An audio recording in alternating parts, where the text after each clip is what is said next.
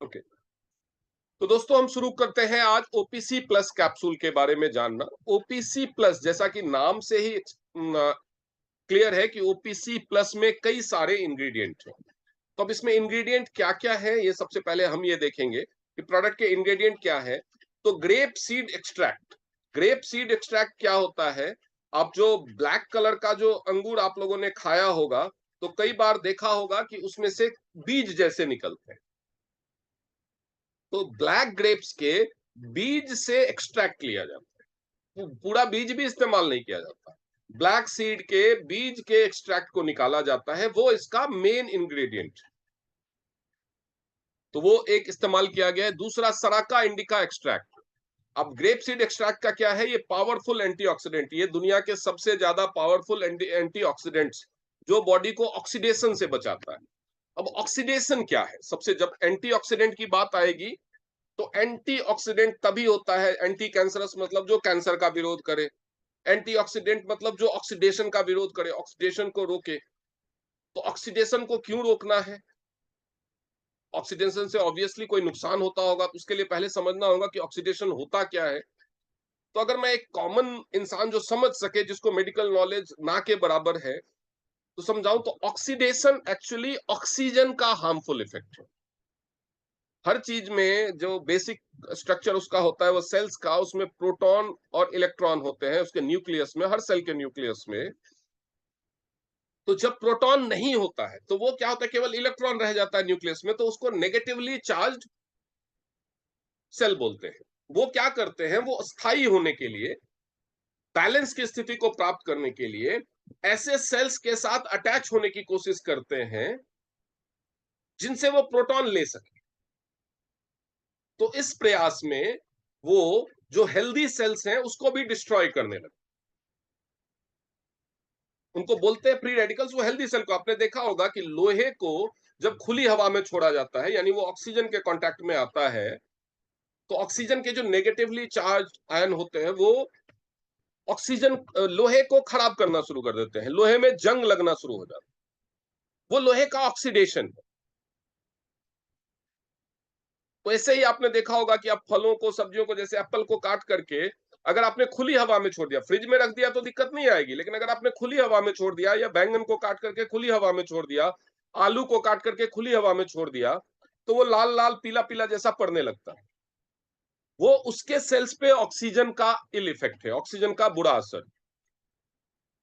वैसे ही जब हम सांस लेते हैं तो ऑक्सीजन के कुछ मॉलिक्यूल्स हमारे शरीर के अंगों को भी नुकसान पहुंचाते हैं। वो हमारे शरीर के अंगों का ऑक्सीडेशन कहलाता है। उसको रोकने के लिए जो पदार्थ हम खाते हैं, जो पदार्थ हमारे शरीर में चाहिए, वो एंटीऑक्सीडेंट्स कहलाते हैं। इंसान को होने वाले कई टाइप के कैंसर ऑक्सीडेशन से ही होते हैं। अगर आपके शरीर में ऑक्सीडेशन ना हो, आपके सेल्स का ऑक्सीडेशन ना हो, फ्री रेडिकल्स की वजह से आपके हेल्दी सेल डिस्ट्रॉय ना हो, तो आपको कैंसर होने का खतरा 99% तक कम हो जाएगा, कई टाइप के कैंसर होने का खतरा। तो एंटीऑक्सीडेंट्स हमारे डाइट से हमें भरपूर मात्रा में मिलना चाहिए।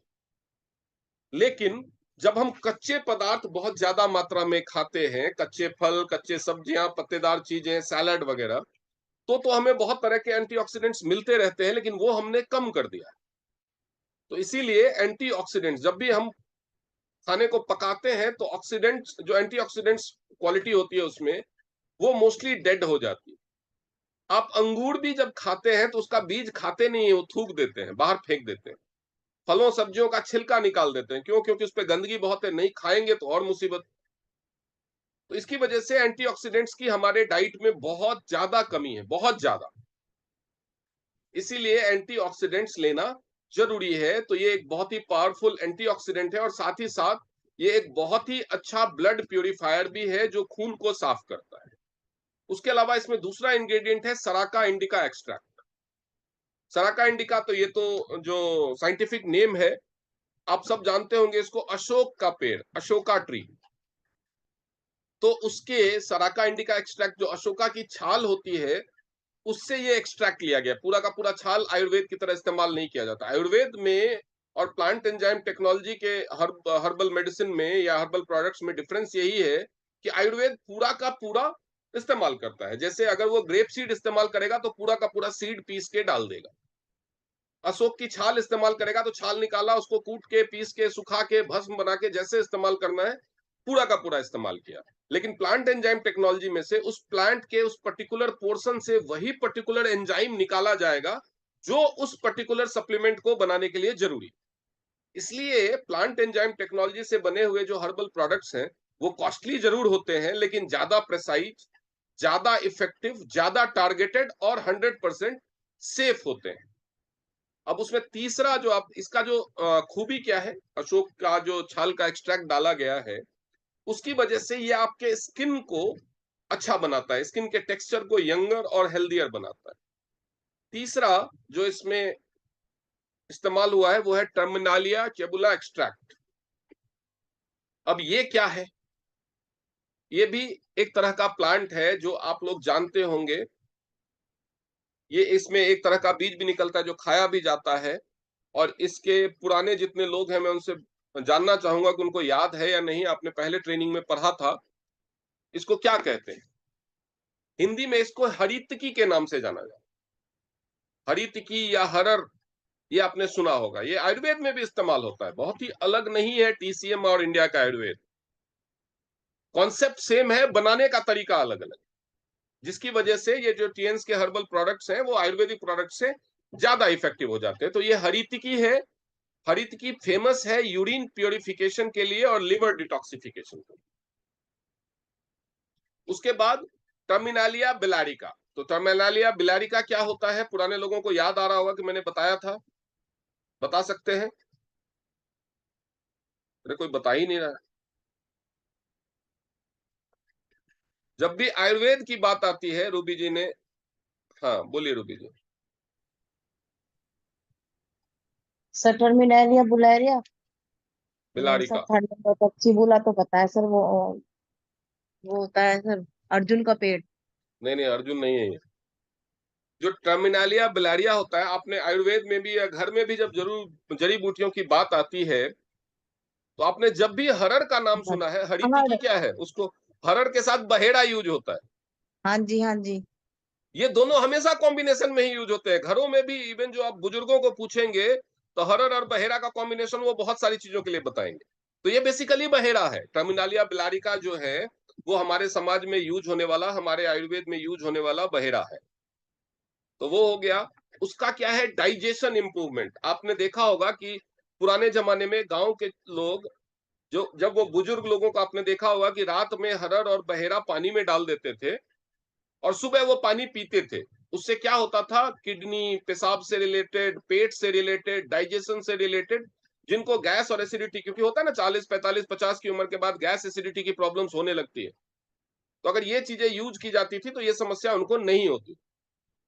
क्योंकि जो बहेरा है वो डाइजेशन इंप्रूवमेंट में और बालों की जड़ों को, तो इसीलिए जो ये टर्मिनालिया बिलारिका है वो शैम्पू में भी इस्तेमाल किया जाता है। ये बालों की जड़ों को मजबूत बनाता है।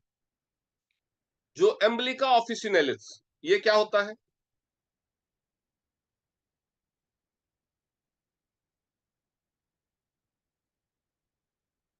ये तो आप सब जानते होंगे। एम्बलिका ऑफिसिनेलिस क्या होता है? ये होता है आंवला। इसको इंडियन गूसबेरी भी बोलते हैं। ये आंवला है और आंवला के बारे में तो मुझे नहीं लगता किसी इंडियन को बताने की जरूरत है। आंवला के गुण तो अनंत हैं, लेकिन इसमें जो एक सबसे बड़ा फीचर है जो एंजाइम आंवला से लिया गया है वो है एंटी एजिंग फीचर की वजह से।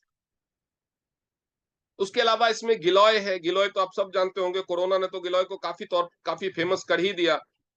तो गिलॉय आप सब जानते हैं, ये एंटी कैंसरस है और एंटी एजिंग है। एंटी एजिंग, कोई भी जो स्किन की एजिंग होती है, सबसे ज्यादा स्किन की या किसी भी ऑर्गन की एजिंग, उसके पीछे ऑक्सीडेशन ही होता है।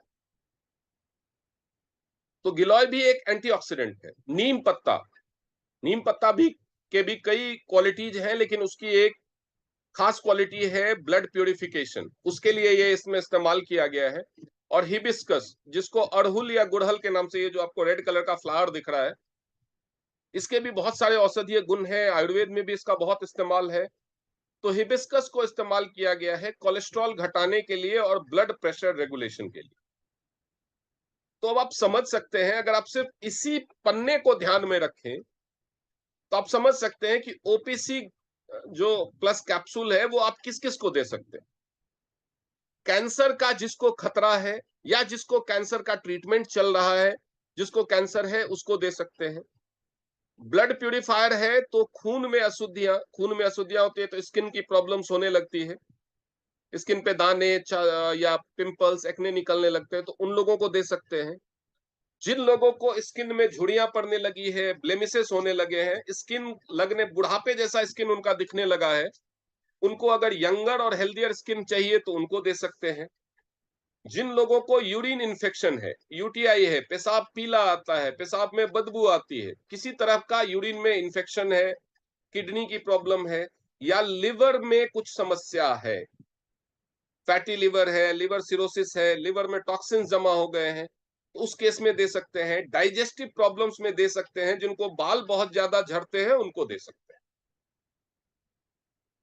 एंटी एजिंग फीचर तो है ही, एंटी कैंसर्स बता दिया, anti ageing property, blood purification भी बता दिया। उसके अलावा जिनका कोलेस्ट्रॉल बढ़ा हुआ है या जिनको ब्लड प्रेशर की प्रॉब्लम है उनको भी ओपीसी प्लस दिया जा सकता है। अब ओपीसी प्लस का फुल फॉर्म कौन बताएगा? आज श्रुति मैम तो है नहीं, उनको उनसे पूछने में मजा आता है, वो बहुत अच्छे से प्रोनाउंस करती है ओपीसी प्लस को।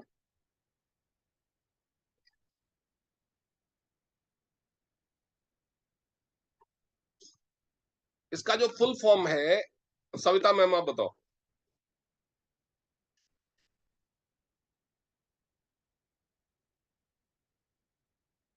सविता मैम अपने आप को अनम्यूट करें।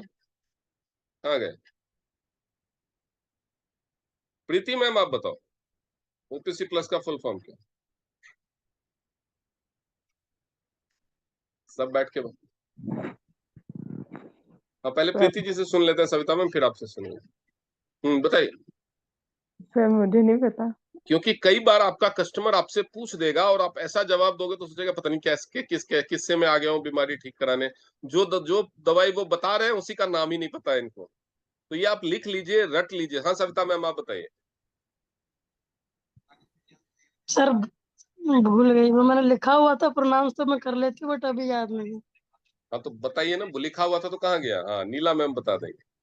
नीला मैम का और श्रुति मैम का बहुत क्लास लगा इस मैटर पे, इसलिए इन दोनों को याद हो गया। जी नीला मैम बताइए।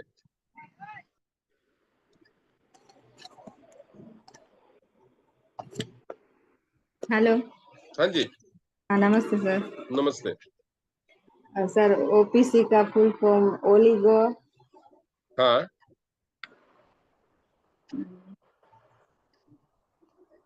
ओलिगोमेरिक प्रोएंथोसाइनाइडिन्स। हाँ मैं स्पेलिंग, सियानिडीन। हाँ साइनाइडियंस। मैं स्पेलिंग लिख देता हूं, आप सब इसको नोट कर लें, और इस पे टाइप नहीं हो सकता, लिखना पड़ेगा। ओलिगोमेरिक प्रोएंथो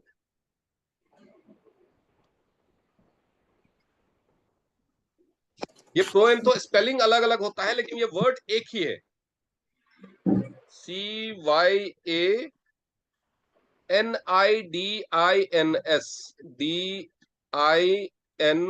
ये पूरा एक ही वर्ड, प्रोएंथोसाइनाइडियंस, ओलिगोमेरिक प्रोएंथोसाइनाइडिन्स, ये है ओपीसी का फुल फॉर्म। और ओपीसी प्लस मतलब ये एक्चुअली ये जो ग्रेप सीड में से जो एक्सट्रैक्ट निकाला जाता है उसका साइंटिफिक नेम से डिराइव किया गया है। ठीक है, तो ये आप लोग याद रखें। इसको याद करने में थोड़ी सी समस्या होगी, लेकिन आप सोचिए, आप किसी को सजेस्ट कर रहे हो कि आप ओपीसी प्लस ले लो और उसने पूछ दिया ये क्या होता है, तो एटलीस्ट कहीं लिखा हुआ है वो तो ध्यान में रखिए, मोबाइल में सेव करके रखिए, ताकि आप उसको तुरंत बता सकें कि हाँ इसका नाम थोड़ा टेढ़ा है, मुझे याद नहीं रहता ये नाम। दिखा आप साफ ही बोल दोगे कि मुझे नहीं आता, फिर तो अजीब सा लगेगा ना। ओके, वापस हम लौटते हैं ओपीसी प्लस पे। तो ये है इसके एक्टिव इंग्रेडिएंट्स। एक्टिव इंग्रेडिएंट्स में का मतलब होता है वो इंग्रेडिएंट जो काम करेंगे। बाकी इसका कैप्सूल है तो कैप्सूल का कवर भी होगा, तो उसका ना तो कोई फायदा होता है ना कोई नुकसान होता है। एक्टिव इंग्रेडिएंट्स का मतलब जो इंग्रेडिएंट्स उसमें काम करने वाले। अब इसके यूनिक फीचर्स क्या है, ओपीसी प्लस के यूनिक फीचर्स क्या है? तो ये नेचुरल ब्लड प्यूरिफायर है। उसके बाद ये विटामिन ई, जो आमतौर पे एलोपैथी डॉक्टर्स द्वारा सबसे ज्यादा यूज किया जाने वाला एंटीऑक्सीडेंट है। जहां पे भी एंटीऑक्सीडेंट की जरूरत होती है तो डॉक्टर्स विटामिन ई या उससे जुड़े हुए प्रोडक्ट्स या मेडिसिन रिकमेंड करते हैं।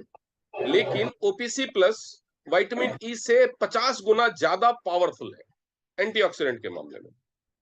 Prevents the skin against UV raise.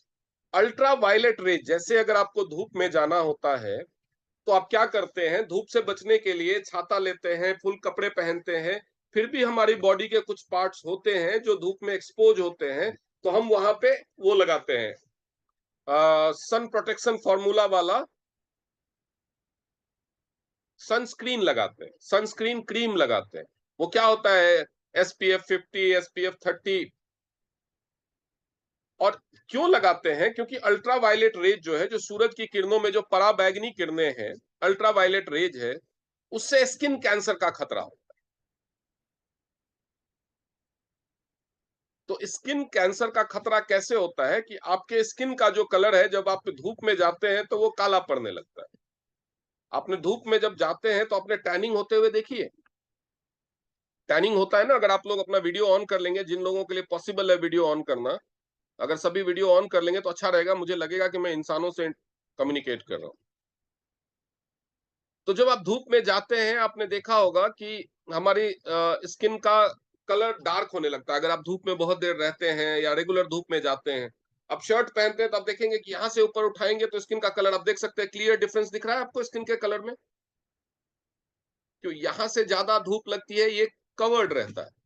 तो जब भी धूप की वजह से जो सूरज की किरणें हैं, उसमें जो अल्ट्रा वायलेट रेज है, जो हमें टैनिंग करने की कोशिश करते हैं, वो मेलानिन को एक्चुअली एक्टिवेट करते हैं। तो उसकी वजह से ऑक्सीडेशन का खतरा रहता है, जिसकी वजह से स्किन कैंसर होने का खतरा बढ़ता है।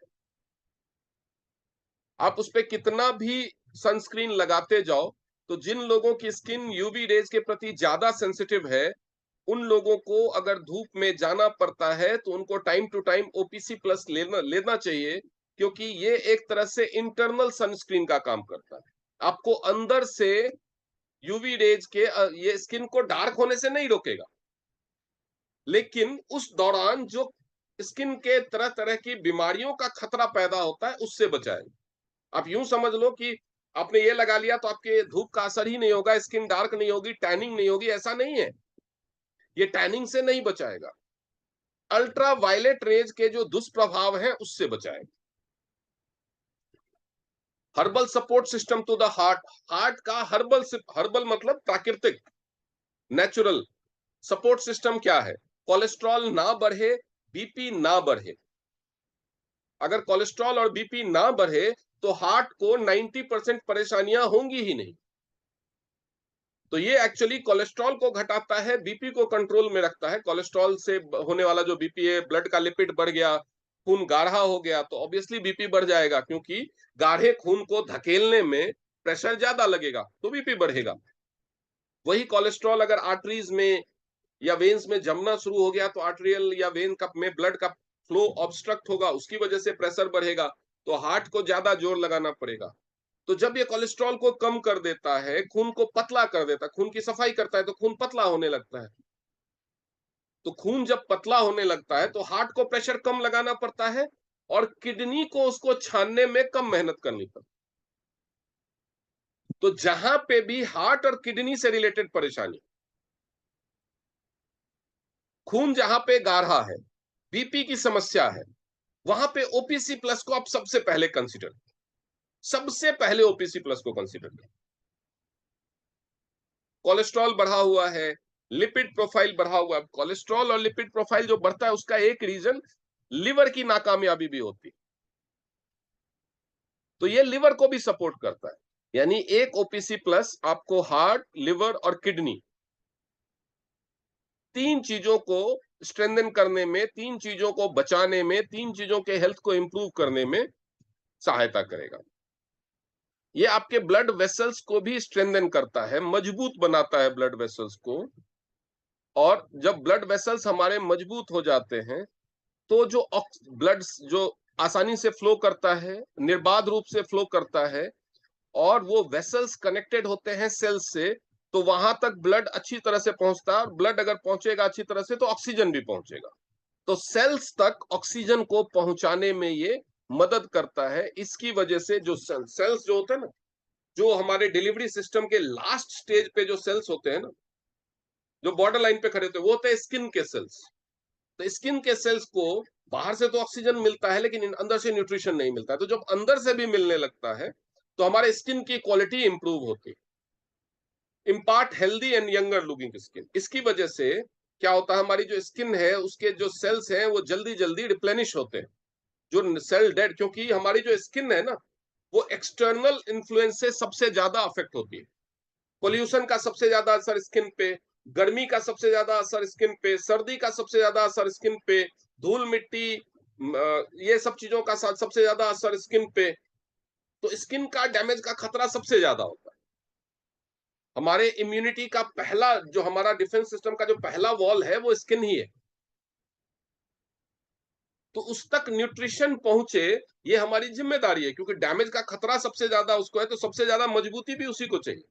लेकिन जो स्किन के सेल्स होते हैं, वो खून तो अंदर से आता है, तो वो लास्ट स्थान पे खड़े होते हैं, वहां तक न्यूट्रिशन पूरा नहीं पहुंचता। तो जब आपका ब्लड सर्कुलेशन इंप्रूव होता है, ब्लड वेसल्स मजबूत होते हैं, तो स्किन को अच्छा न्यूट्रिशन मिलता है, जिससे आपकी स्किन हेल्दी होती है और यंगर दिखने लगते हैं आप। तो उसमें भी ये हेल्प करता है ओपीसी प्लस। तो ओपीसी प्लस का रेगुलर इस्तेमाल आपको इतने सारे फायदे दे सकता है। रेगुलर मतलब पूरे साल नहीं खाना। साल में आपने 3-4 महीने खा लिया तो पूरे साल का काम हो गया, फिर अगले साल खा लीजिए। लाइक जनवरी से अप्रैल, जैसे अभी आपको जानकारी मिल रही है, तो जुलाई शुरू होने वाला, जुलाई, अगस्त, सितंबर, अक्टूबर, 4 महीने ओपीसी खाया तो आपको अगले बार फिर से जुलाई में खाने की जरूरत है। अगर आपको कोई बीमारी नहीं है, 3 महीने 4 महीने का कोर्स कर लीजिए तो आपको इतने सारे फायदे मिल जाएंगे। प्रोडक्ट के फंक्शनिंग क्या क्या है? Stabilises free radicals and prevents damage to body. ये फ्री रेडिकल्स को स्टेबलाइज करता है और ऑक्सीडेशन से होने वाले डैमेज को बॉडी में रोकता है, ऑक्सीडेशन को रोकता है। Purifies blood and removes waste. हमारे खून को साफ करता है और शरीर में खून से गंदगी निकालता है। अगर खून से गंदगी निकल जाए तो ऑब्वियसली क्या होगा, किडनी पे असर कम पड़ेगा। किडनी का काम क्या है? खून की सफाई करना। वो काम अगर ये प्रोडक्ट कर रहा है पूरी तरह, जितना किडनी करता है उतना तो नहीं करेगा। ऐसा नहीं है कि ये किडनी का सब्स्टिट्यूट हो सकता है। तो ऐसा नहीं समझ लेना है कि अगर ओपीसी प्लस ले रहे हैं तो किडनी की जरूरत ही नहीं रहेगी, ऐसा नहीं है। लेकिन अगर आपका काम थोड़ा बहुत कोई दूसरा, जैसे आपके ऊपर 10 काम का बोझ है, उसमें से 3 काम कोई दोस्त आपका कर दे तो आपका बोझ हल्का हो जाएगा। तो वही किडनी के ऊपर से ये बर्डन कम करता है। तो खास तौर पे जो लोग सीकेडी के पेशेंट हैं, अगर आपने उनको समय रहते ओपीसी प्लस शुरू कर दिया तो वो डायलिसिस के स्टेज में नहीं जाएंगे। डायलिसिस के स्टेज में जो पेशेंट चले जा चुके हैं, उनको भी किडनी को वापस से फंक्शनल मोड में लाने के लिए जब ट्रीटमेंट शुरू होता है तो साथ में ओपीसी दिया जाता है। लेकिन वो केवल ओपीसी से नहीं होगा। जो डायलिसिस पे जा चुके हैं उनके कई और ट्रीटमेंट के कई और पार्ट हैं, तो केवल ओपीसी से नहीं किया जा सकता। लेकिन जो पेशेंट को, जैसे डायबिटिक पेशेंट हैं, 10-12 साल से डायबिटीज है, उनका किडनी में परेशानी होना शुरू हो जाती है, उनका क्रिएटिनिन लेवल बढ़ना शुरू हो जाता है। तो इससे पहले कि वो पहुंच जाए डायलिसिस के स्टेज पे और डायलिसिस शुरू करनी पड़े, अगर आपने टाइम से ओपीसी प्लस देना शुरू कर दिया तो उनका किडनी डैमेज होने से बच जाएगा और सीकेडी के लेवल पे ही उनको आप रोक सकते हैं डायलिसिस के स्टेज में जाने से। तो ये चीज ध्यान में रखिए। उसके बाद टाइटन्स द स्किन, स्किन में झुर्रियां पड़ना। ये जो लास्ट में आपको लेडी की फोटो दिख रही है, ये देखिए पहले इसकी स्किन कैसी है, ओपीसी प्लस शुरू किया तो कैसी हुई और बाद में फाइनली कैसे हुई।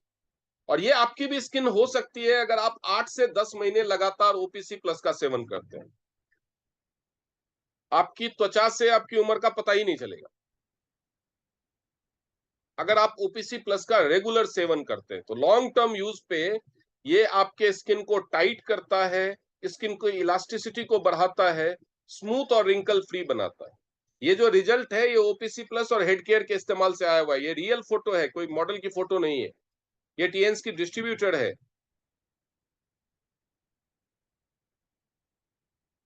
Strengthens blood vessel and improves tissue elasticity, helps to reduce swelling in the tissues, edema, varicose veins।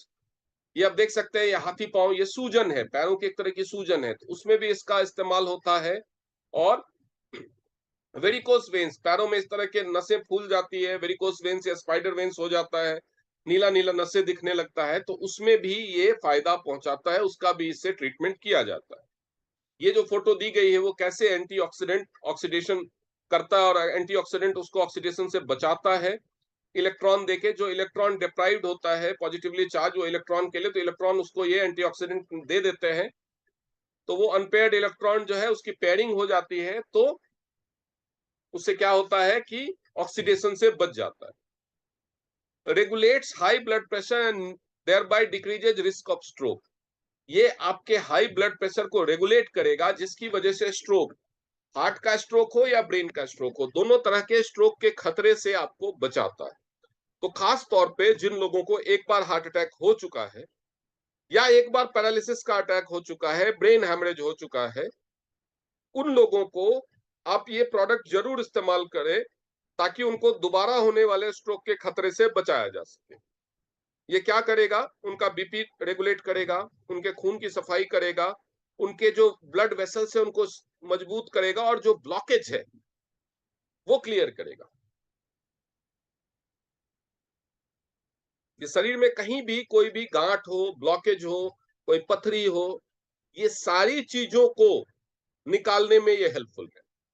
अकेला ये जरूरी नहीं है कि निकाल देगा। जैसे वेरिकोस वेन है, ये जो नसों वाला, इसमें आप ओपीसी प्लस के साथ साथ हेड केयर का भी इस्तेमाल करना होगा। हेड केयर क्या है, यहाँ पे जो ब्लॉकेजेज है, जो गंदगी जमी हुई है, उसको डाइल्यूट करेगा, लेकिन डाइल्यूट होने के बाद भी वो रहेगा तो खून में ही, तो खून को सफाई करने का काम ओपीसी प्लस करेगा, तभी ट्रीटमेंट कंप्लीट होगा।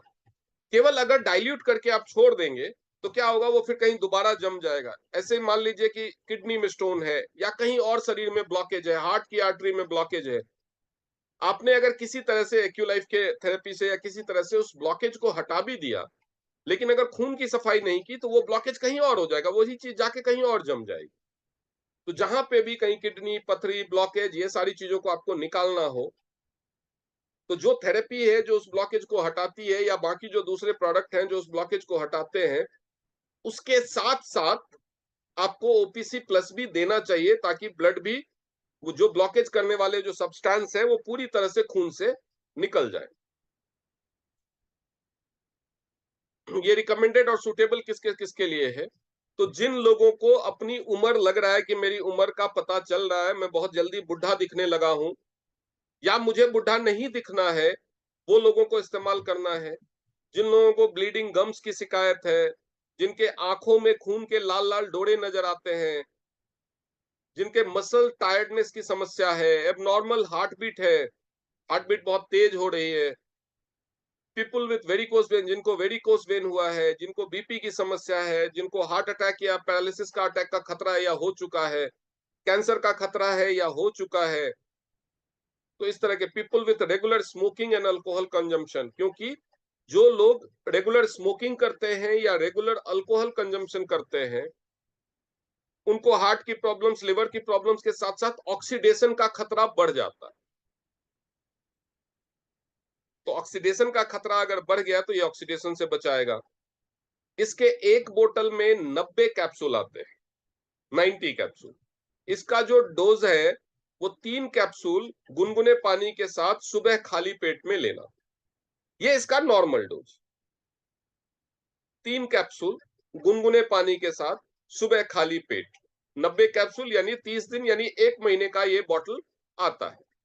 लेकिन कुछ एक केसेस में, जैसे कैंसर का ट्रीटमेंट चल रहा है या कुछ एक, वो स्पेशल केसेस में इसके डोज को बढ़ाया या घटाया जा सकता है। 14 साल से कम के बच्चों के लिए ये रिकमेंडेड नहीं है। प्रेगनेंसी के दौरान ये रिकमेंडेड, प्रेगनेंसी या जो माएँ बच्चों को दूध पिलाती हैं उनके लिए ये रिकमेंडेड नहीं है। तो जो बहुत कोई टर्मिनल डिजीज से रिलेटेड केसेस है, लाइक कैंसर हो गया या लिवर फेलियर हो गया या किडनी डायलिसिस केसेस हो गया, ऐसे केसेस में आप डोजेस डिस्कस कर लेंगे या एमडीएएम ट्रेनिंग के दौरान जो ओपीसी का ट्रेनिंग हुआ है उसमें देख लेंगे, या फिर जब कोई प्रेग्नेंट लेडी या जो लेडी बच्चों को दूध पिलाती है, क्योंकि वो जो लेगी वो उसके बच्चे को भी मिलेगा, और 14 साल से कम के बच्चों के लिए ये सुटेबल नहीं है। तो ऐसे केसेस में देना है कि नहीं देना है, ये आप मेडिकल डॉक्टर के कंसल्टेशन के बाद ही डिसाइड करेंगे। इसके अलावा ये सबको दिया जा सकता है, और नॉर्मल जो डोज है इसका वो 3 कैप्सूल सुबह खाली पेट गुनगुने पानी के साथ, और डेली लेना। दूसरा प्रोडक्ट है हमारा टी पॉली कैप्सूल। तो सबसे पहले हम ये जानना चाहेंगे कि ओपीसी प्लस कैप्सूल के बारे में किसी को कोई डाउट रह गया हो तो वो पूछिए, और आपका दिमाग आज दूसरा प्रोडक्ट रिसीव करने के मोड में है या नहीं है वो बताइए, नहीं तो हम उसको दूसरे दिन देखेंगे। क्योंकि टी पॉली कैप्सूल भी बहुत ही अच्छा प्रोडक्ट है, बहुत ही इंपॉर्टेंट प्रोडक्ट है, और उसको भी अच्छे से समझने की जरूरत है। तो इसलिए मुझे लग रहा है 10:22 हो चुके हैं। जनरल टाइम के हिसाब से हमारे पास 15-20 मिनट ही बचे हैं, लेकिन 15-20 मिनट में टी पॉली पूरा खत्म नहीं हो पाएगा, और अगर एक दिन में ओवरडोज होने लगे तो कोई फायदा नहीं है। तो इसलिए हम क्या करेंगे कि क्वेश्चन आंसर लेंगे और टी पॉली कैप्सूल को नेक्स्ट डे पढ़ेंगे। तो क्वेश्चन आंसर ले लेते हैं रूबी जी का सबसे पहले। हाँ बताइए।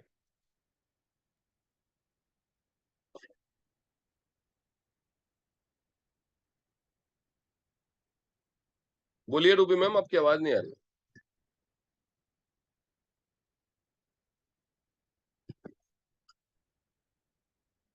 नीला मैम आप बताइए।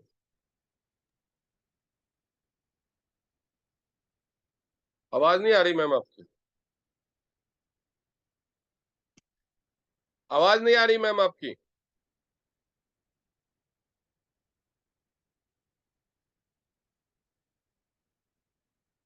नहीं आ रही, मुझे नहीं सुनाई दे रहा।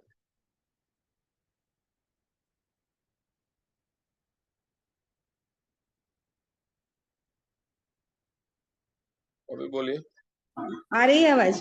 हाँ अभी आ रही है। हाँ सर, कोई भी गायनेक इश्यू में ये ओपीसी दे सकते हैं ना, जो पीरियड लेट आता है वो, और देखिए, वाइट डिस्चार्ज वाले। हार्मोनल इम्बैलेंस जो होता है ना, हाँ वो कई बार किसी ग्लैंड को प्रॉपर ब्लड ना पहुंचने की वजह से हो सकता है, या जब अंदर कोई जैसे यूट्रस है या ओवरी है उसमें कोई एबनॉर्मल ग्रोथ होने लगे, ठीक है, या फिर कोई चीज जमा होने लगे, जमने लगे, तो ये सब चीजों की वजह से भी होता है।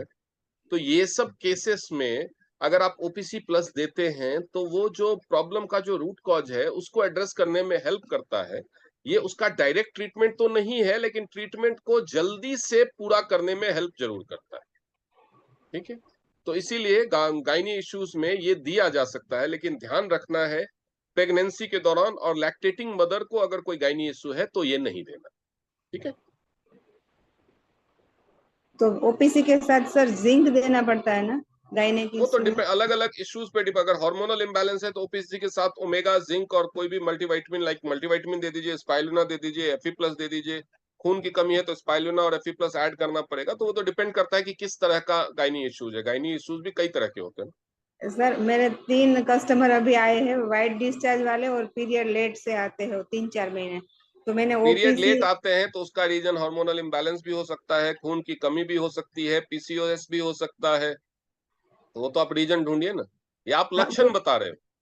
नहीं वो उसने बोला है, ऐसा मैसेज करके दिया है मेरे हाँ, को नहीं तो कि। खाली मैसेज, तो वही मैंने कहा ना, आपको पूरा हिस्ट्री टेकिंग करनी होगी, नहीं तो उनको अल्ट्रासाउंड। टीसीएम का कोई भी इलाज लक्षण पे बेस्ड नहीं है कि ये लक्षण है तो ये दे दो, नहीं काम करेगा, ठीक नहीं होगा।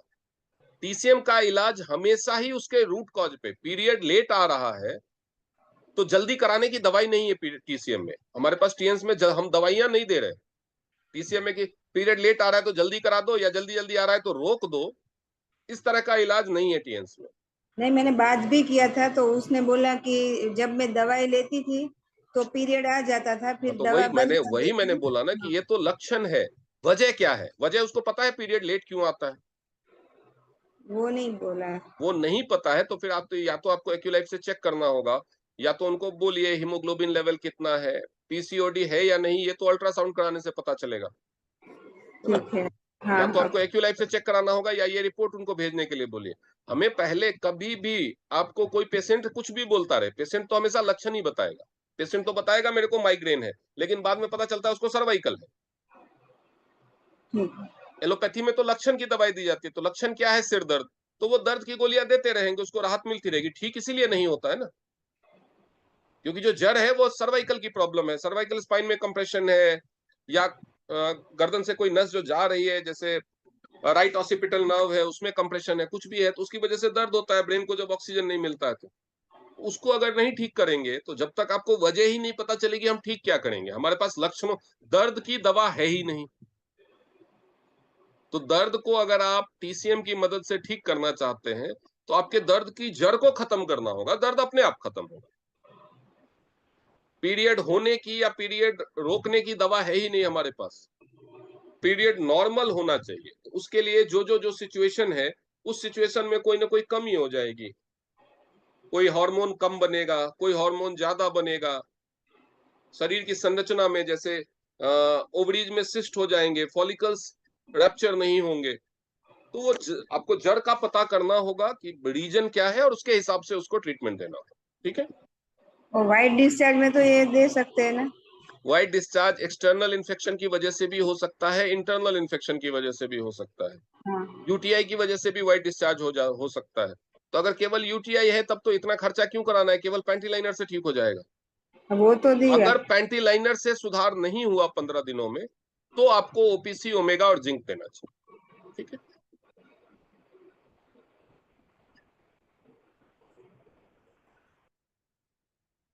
जी रूबी मैम, अब आप बताइए। सर अब आ रही है आपको मेरी आवाज? हाँ, अब आ रही है। हेलो। हाँ जी, हाँ जी, आ रही है, बताइए। आ रही है।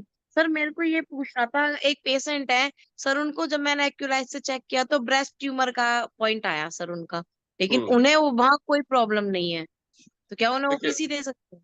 प्रॉब्लम नहीं है और प्रॉब्लम उनको पता नहीं चल रहा है, दोनों अलग अलग चीजें हैं। कई बार ऐसे ट्यूमर्स होते हैं जो सालों साल तक कोई लक्षण नहीं दिखाते।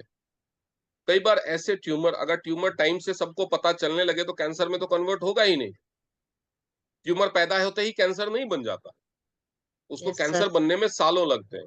तो कई बार अगर ऊपर की तरफ या ऐसे जहां पे नॉर्मली, अगर एक फीमेल नॉर्मली हमेशा ब्रेस्ट को तो चेक नहीं करती, नॉर्मली कैसे पता चलता है उसको? कोई दर्द होता है, कोई कलर चेंज होता है, कोई उभार नजर आता है, तो या फिर नहाते धोते वक्त जब वो अपने ब्रेस्ट को सफाई करती है तो उसको कहीं पर अगर कोई गांठ महसूस होती है तो वो थोड़ा सा सजग हो जाती है कि हाँ कुछ हो रहा है। लेकिन वो अगर अंदर की तरफ हो, नीचे की तरफ हो, और उसमें कोई दर्द वगैरह ना हो, कोई विजिबल चेंजेस ना आए, तो उसको पता ही नहीं चलेगा, और ये बात कई सालों तक छुपी रह सकती है। तो अगर ट्यूमर, ब्रेस्ट ट्यूमर का पॉइंट आ रहा है, तो एक बार अगर उसने बोला कि कोई प्रॉब्लम नहीं है, तो एक बार आप दोबारा से सही ढंग से चेक कीजिए, क्योंकि ब्रेस्ट ट्यूमर का जहां पे पॉइंट है वहां पे थायराइड का पॉइंट भी पास में है। ठीक है। तो ओके सर। ये चीजें देखिए, नहीं तो उनको ब्रेस्ट ट्यूमर है या नहीं, अगर उनकी उम्र 35-40 के ऊपर है तो एक बार तो मेमोग्राम कराना ही चाहिए जब 35-40 क्रॉस करने लगे फीमेल। वैसे तो सजेस्ट किया जाता है कि आप हर अल्टरनेट ईयर तो कम से कम कराओ, कई बार तो सजेस्ट किया जाता है कि हर साल कराओ, लेकिन अगर एक्यूलाइफ बता रहा है तो उनको तसल्ली के लिए एक बार तो करा लेना चाहिए। अगर उससे कम उम्र है, 35 से कम उम्र है, तो टेंशन की बात नहीं है। अगर उनको कोई परेशानी नहीं है, वो ट्रीटमेंट नहीं लेना चाहते, कोई बात नहीं। नहीं तो आप एक्यूलाइफ की थेरेपी और ओपीसी, ओमेगा, ब्रेस्ट ट्यूमर में ओमेगा जो 3 की जो कमी की वजह से भी ब्रेस्ट ट्यूमर ट्रिगर होता है, तो एक्यूलाइफ की थेरेपी, ओपीसी और ओमेगा सजेस्ट कर सकते हैं। ठीक है। ओके सर, थैंक ओके जी, तो अब आप किसी के सवाल नहीं है तो आज का सेशन हम यहीं पे रेस्ट देंगे। मैं बहुत लंबा लंबा सेशन नहीं करूंगा, लेकिन अब ऑलमोस्ट डेली ट्रेनिंग्स होंगी। अगर मैं ट्रैवल में नहीं हूं तो कहीं पे भी हूं, मैं रतलाम में रहूंगा तो निहाल जी के घर पे बैठ के कर लूंगा, कहीं से ट्रेनिंग तो होती रहेगी अब डेली, तो हम एक एक प्रोडक्ट के बारे में करूंगा। अब प्रीति मैम अब आप आ गए हो और निहाल जी, अभी आज की ट्रेनिंग खत्म हो चुकी है तो मैं रिकॉर्डिंग बंद कर रहा हूँ।